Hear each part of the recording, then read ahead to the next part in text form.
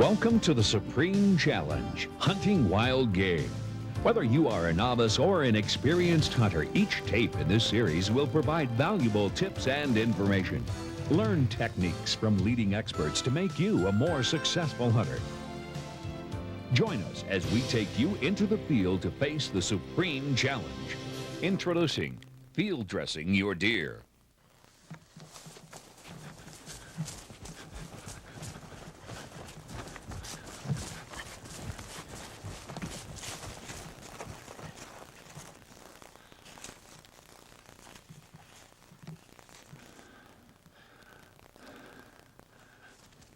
There they are. Boy, there's $9. $9.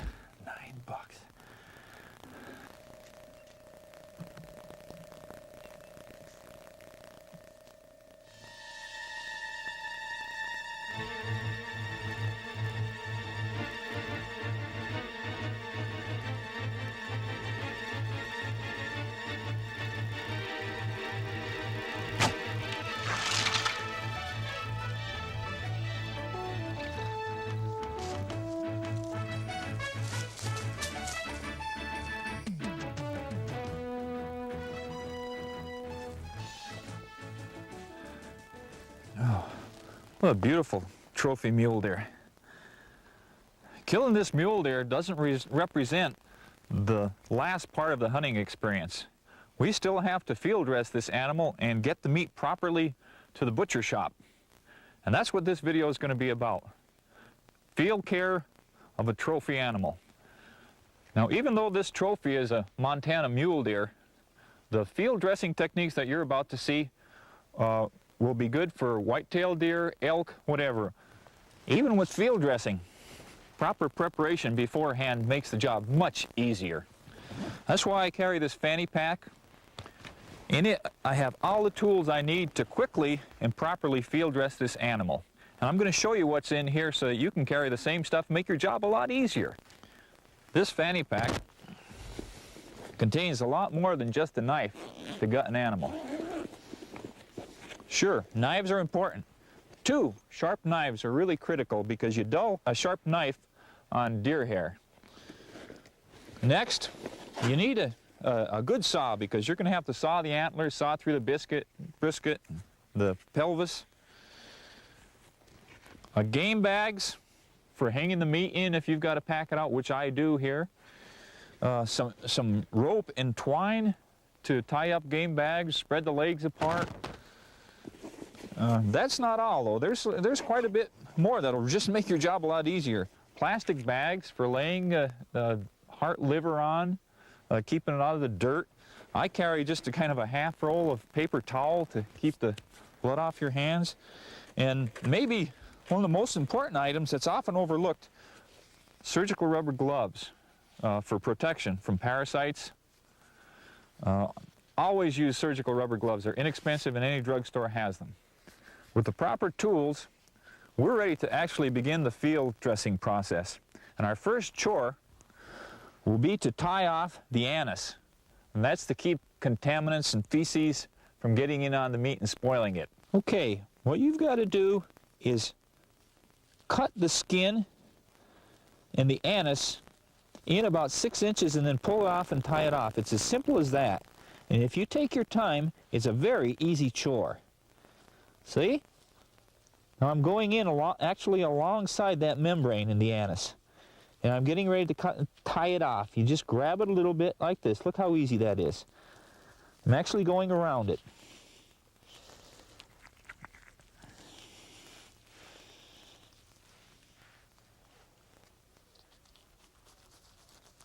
Okay, that chore is just about done. Now I'm going to pull the anus out and tie it off with some twine. Okay, the anus tract has been pulled out, and I'm just going to tie some cord around the end of this to keep anything from coming out. There, just like that. Now I'm getting ready to open up along the hide here, make my first incision. The best way to do that is to get the deer on his back. Now, if you're in wooded areas, you lay him on his back and you can spread his legs with some rope. But as you can see, I'm in the open country, so I'm just going to roll the buck on his back and straddle him. I'll just cant that head backwards like that. Just grab these legs and it'll just roll on its back, just like that. Now we're ready to actually start the incision along the belly and the chest. Hey, this is where a lot of sportsmen get in trouble immediately with that first incision. You have hide here, then you have a stomach wall and intestines, and if you get poking too much, you poke through that stomach wall and get those intestines opened up, and then you got food matter all over the place. Just take your time and be careful. Grab the hair and kind of pucker it away. And make a nice easy incision. Now I can get my finger in there and I'm just cutting hide. I've actually pulled it away from the stomach wall and there's no danger whatsoever that I'm going to puncture that stomach wall in his guts. I'm pulling it up actually and I'm starting to make an incision up his chest and get the hide away from the cut I'm going to make to get his entrails out. Now I'm going to keep this buck as a trophy, and I want the cape. When you start going up his belly, start getting towards his chest, the rule of thumb for a taxidermist, here's his shoulder, 6 inches back from his shoulder. You want to make your incision stop right there. That's only how far I'm going to go up. Then I can peel the cape up, and I'll have a beautiful cape.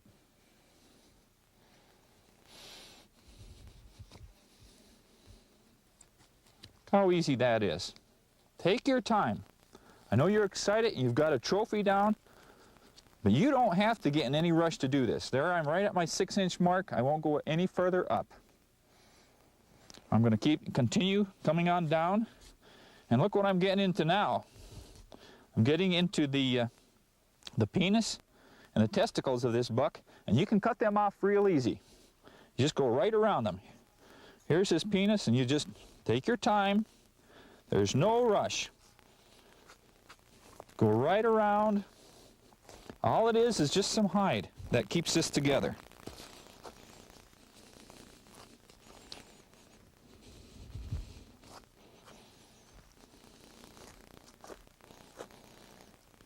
Okay. Now as you can see, we have this one organ with a tract here. Just continue on making a cut in the hide. And we're going to pull that out real easy as soon as we get the hide separated from the anus. Okay, now I'm right down to the anus where I started. I'm going to separate a little bit of this hide away from the muscle wall. Then I'll start cutting into this muscle wall. Look at this. Look how easy this, it just wants to split apart. See that one little tract here? Connected right to the penis. We're just going to cut it out real easy. I've just about got it disconnected. Look at that, how easy it comes out. Nothing to it.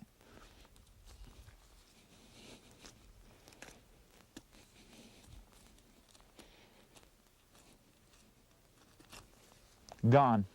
Now we can throw this away, let the magpies and the crows and the coyotes have something to eat too.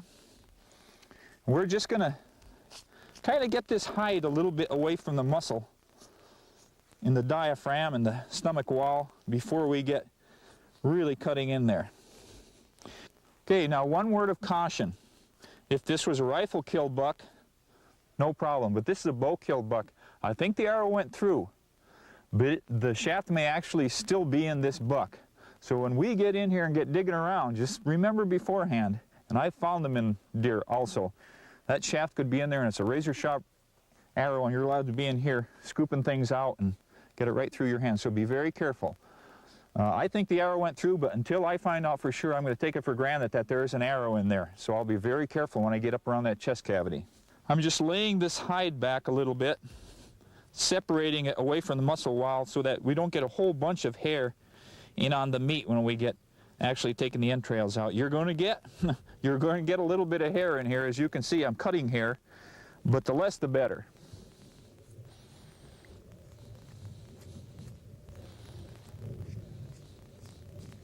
Okay, the hide's kind of been cut back and away, and you can see the muscle wall of the stomach, and it's under pressure. You can feel it like a drum. And don't jam your knife in. Very gently start. See that? Very gently. See the intestines right under that muscle wall? I've made just a little hole. I got my finger in there, and they're right up against there.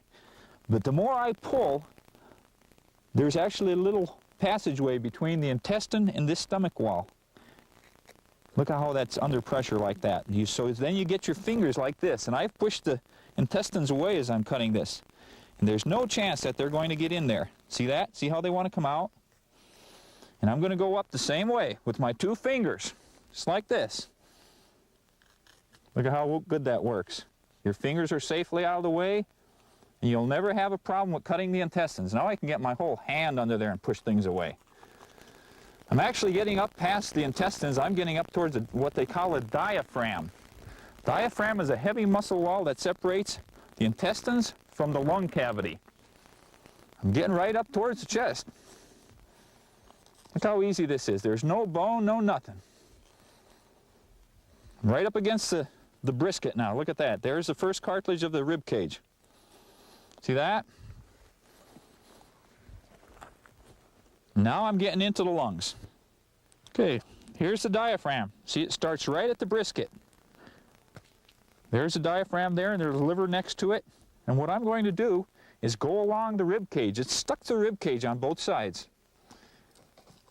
And I'm just cutting the diaphragm away, and I can feel the lungs, and I'm being careful because I'm a bow hunter, feeling for a shaft, and I won't get cut as gently as I'm going. It's important to separate that diaphragm from the rib cage because, you know, it holds all the organs together. So everything won't come out unless that diaphragm has been disconnected.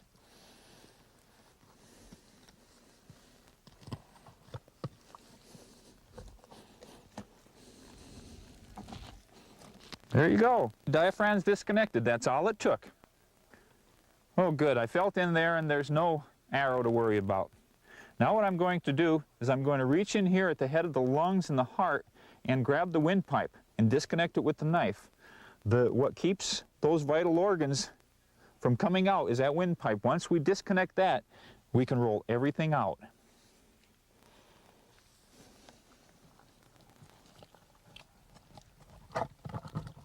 Ah, there.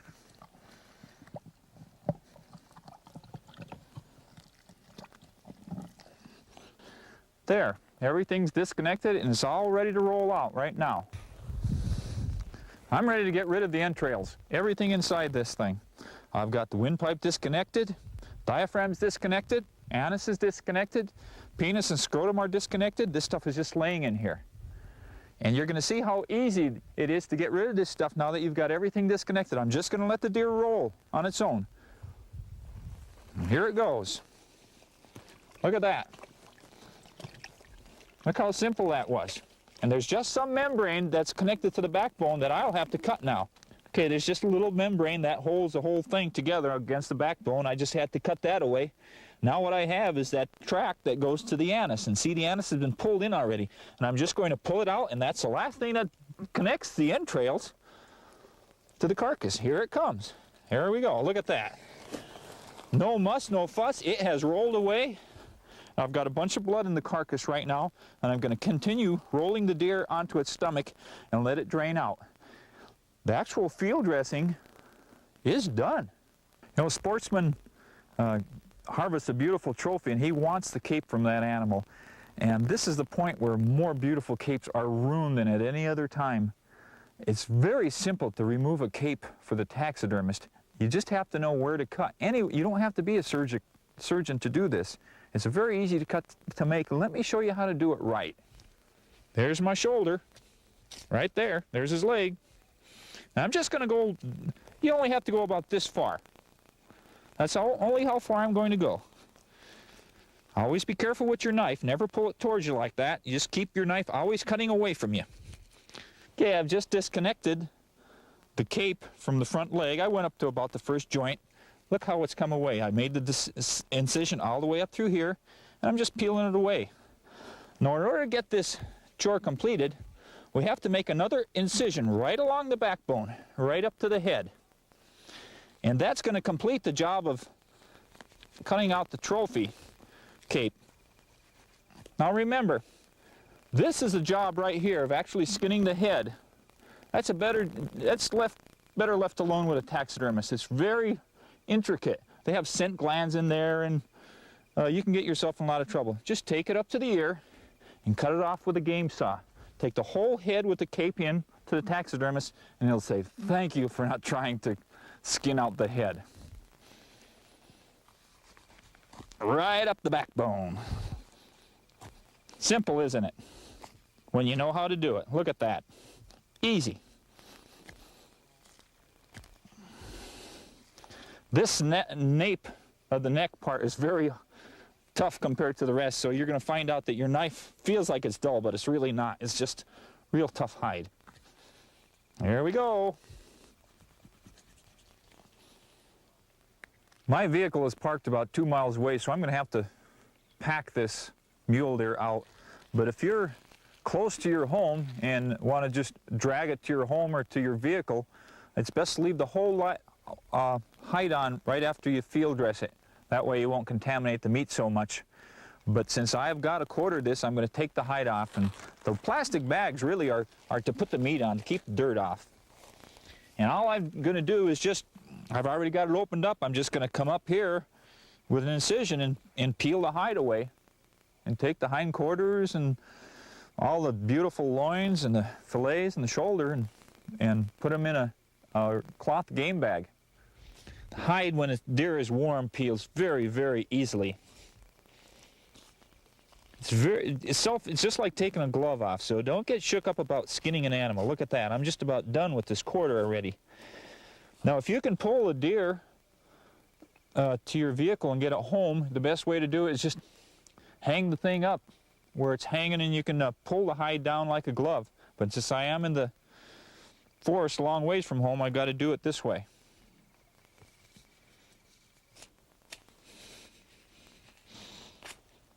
Here it comes, just like a glove. It's coming off, isn't it?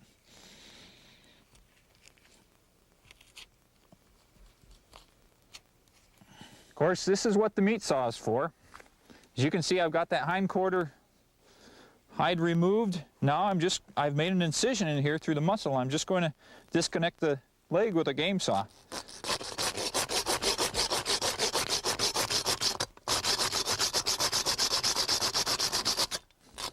There you go. The leg's off, the hindquarter's skinned. Now I'm just going to detach it from the leg bone and put it in a game bag. Okay, all I'm doing with my knife is feeling along the edge of the pelvis bone and cutting.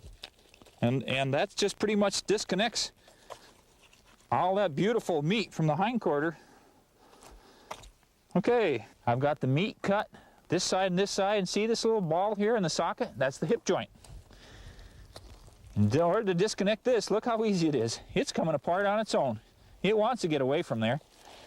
Okay, we've got the hindquarter disconnected from our deer already. And put it on the plastic bag here. Keep it off the dirt as much as you can. I'm ready for a cloth game bag.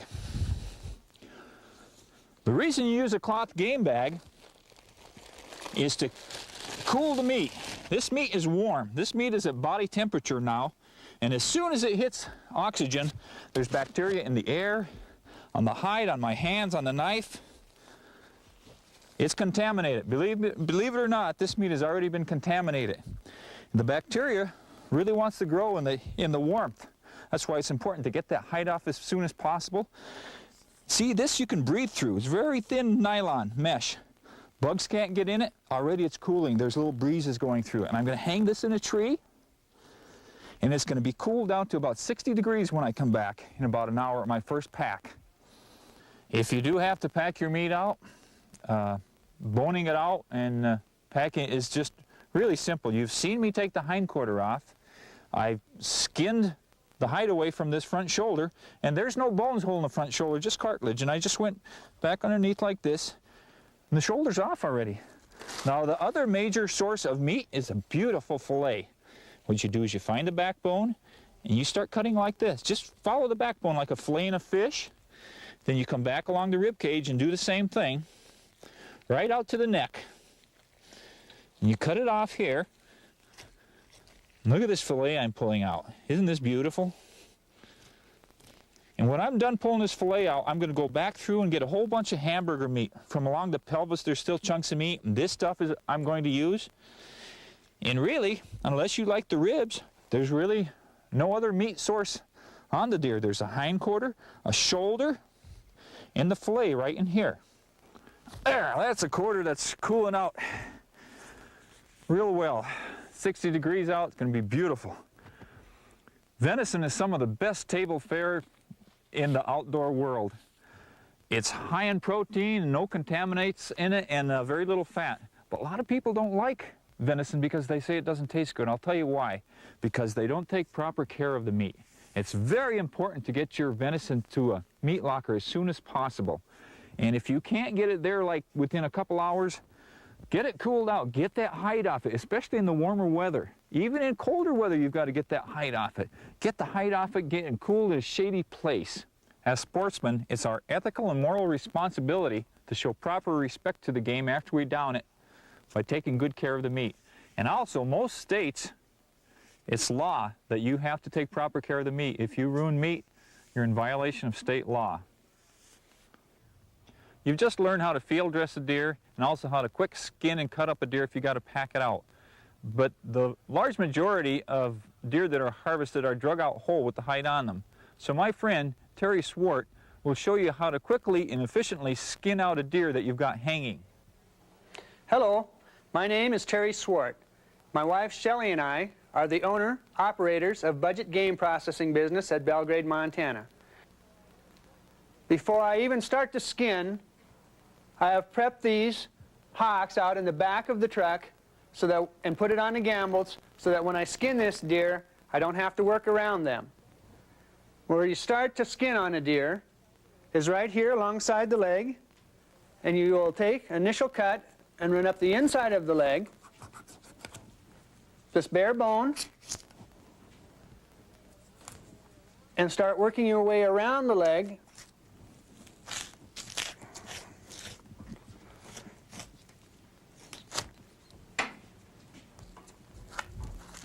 come in on the inside, proceed up over the back of the leg, be careful not to cut your tendon,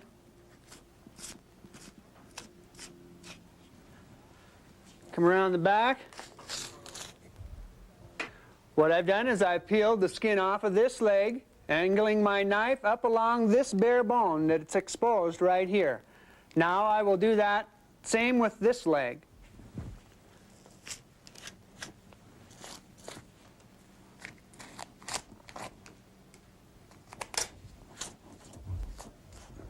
Being careful not to cut the tendon on the back.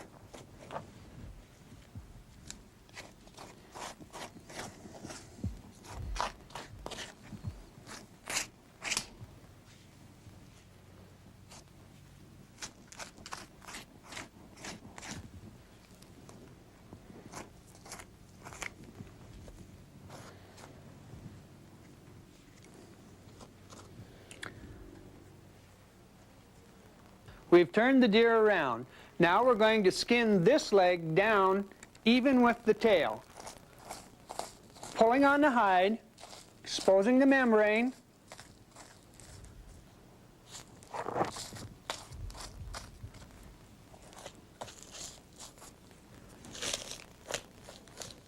A little bit of downward pressure. Come in on the tail, get a hold of it, and just take your knife and pop it across it. Once you've broken the tail off, you've peeled it down below this point, you can take this hide and just pull. And for the most part, this hide will pull right down off this deer.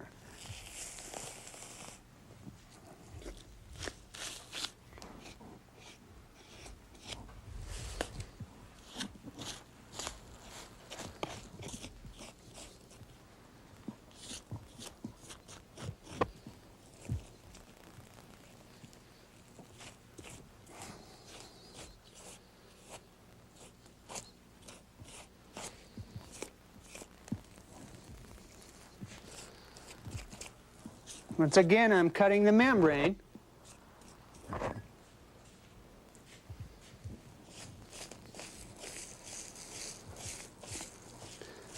It's where the shot went through. A lot of blood hemorrhage there.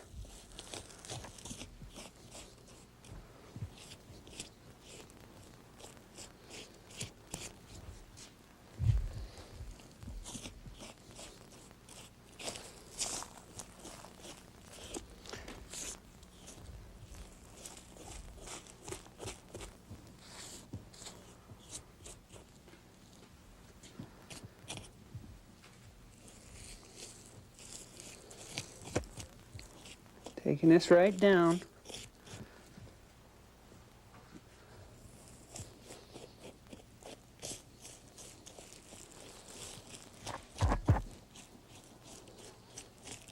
To the top of that front leg. At this point, you want to stop. We've turned the deer around. The hide has been peeled down to the top of the shoulders in the back. Now it's necessary to come around to the front of the deer and take the front legs off. This one's already prepped. If you haven't taken them off, what you can do is score around the legs with your knife on the joint. Might need to bend that joint, flex it to find it, come around it, cut the tendons loose inside of it, step into it, and break it by turning it sideways, spinning it around. Take that right loose from the joint. With the front legs off, then you come in the inside, point your knife blade to the hide, and come up and out by the front leg.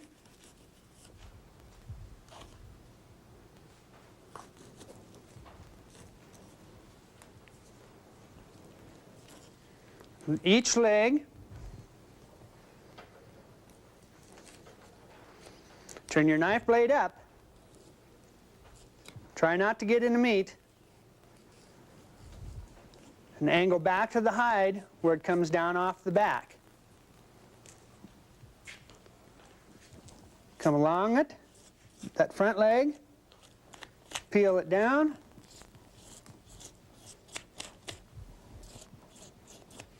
Very carefully, and around.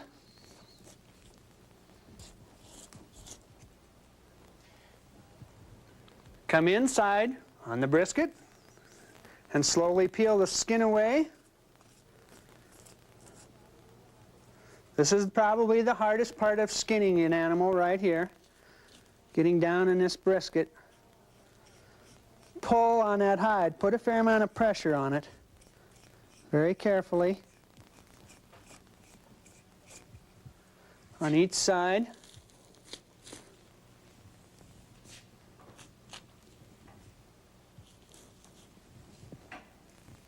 On the inside of these front legs.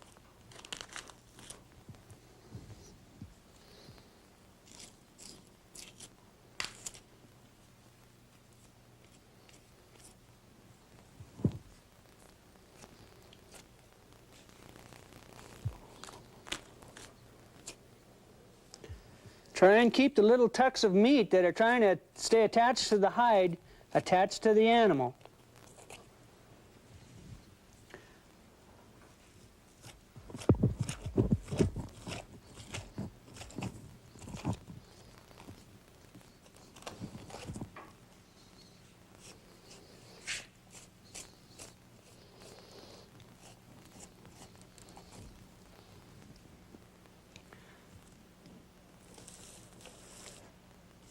Pull on this leg, try and get this leg peeled down and off. Each side of the legs. What you need to do is be able to meet down in the bottom here. Just like that. Get your hand in there, just pull down, peel that hide right off. Same with the other leg.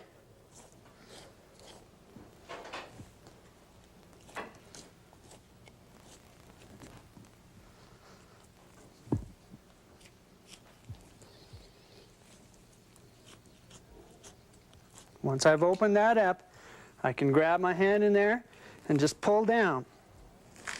Peel that hide right off there.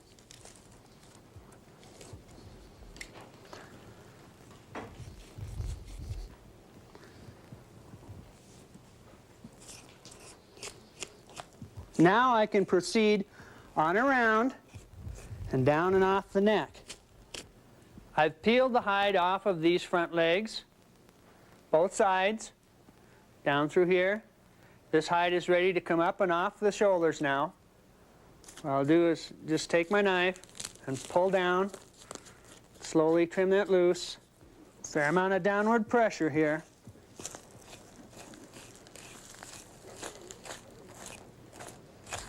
Down and off the neck.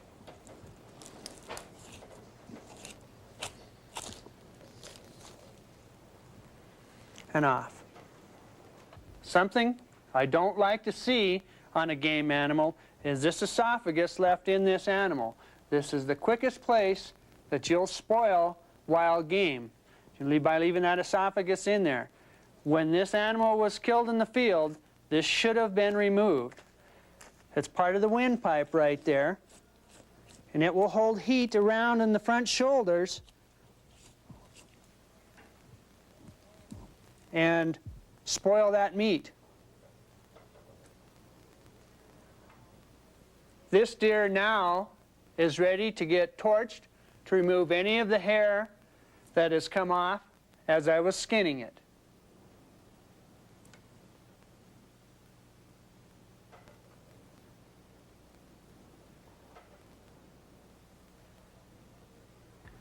As I skinned this deer, I peeled the hide down with the hair to the outside of it, down off the back, from the top down. That way any of the hair falling down was going to fall down on the hide or off the animal.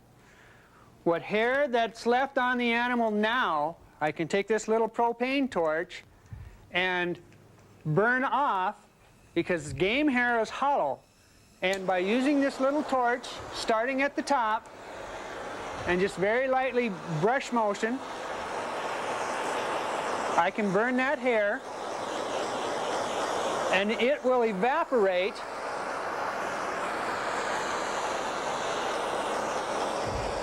and not leave a residue on the animal.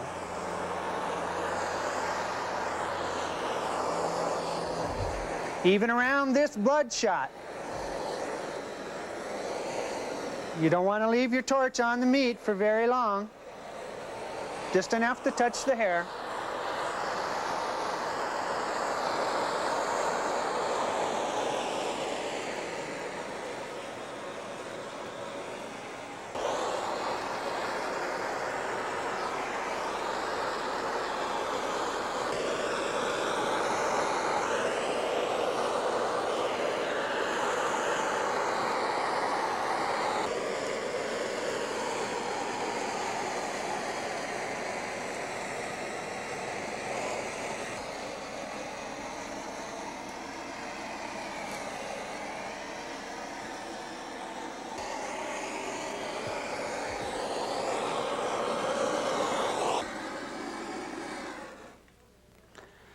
I've finished torching this deer and removed the excess hair, any hair that's fallen on it.